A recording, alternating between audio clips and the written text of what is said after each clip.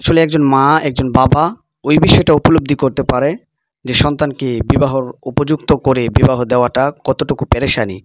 আর এটা যদি মেয়ে মানুষ হয় তাহলে তো আরও বড় পেরেশানি। বর্তমান সময়ে দেশের মধ্যে যৌতুক চলে, ছেলের বাড়ির কত চাহিদা চলে, এটা দিতে হবে, সেইটা দিতে হবে।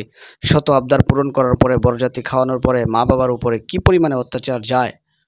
তো এরকম হওয়ার পরেও যদি দেখা গেছে স্বামী এবং স্ত্রীর মধ্যে অর্থাৎ মেয়ে এবং ছেলের মধ্যে যদি মনোমালিন্যতা থাকে, ঝগড়া ফাসাদ হয়, মা বাবার মনের মধ্যে কখনো শান্তি থাকে না। তো দিনদার ভাই ও বোনেরা, যাদের সন্তানাদির মধ্যে, যাদের পরিবারের মধ্যে এই সমস্ত সমস্যার সম্মুখীন হয়ে আছে, মনোমালিন্যতা তৈরি হয়ে আছে, স্বামী স্ত্রীর মধ্যে মিল নাই, অমিল, ঝগড়া ফাসাদ সবসময় মনোমালিন্যতা লেগেই থাকে, আজকের এই কারুকার্যটা যদি আপনি করতে পারেন, আল্লাহ চাহে তো অবশ্যই আল্লাহ তাআলা তাদের মধ্যে সফলতা দান করবেন।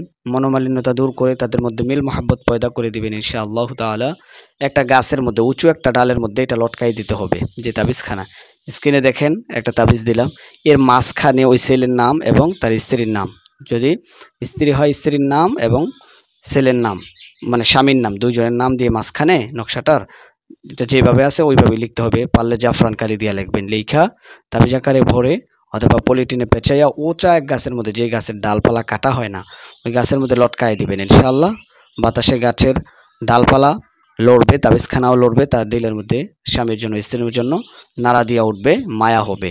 আজকের এই কাজটা যদি আপনি করতে পারেন, অচিরেই 1 সপ্তাহের ভিতরেই আপনি রেজাল্ট দেখতে পাবেন।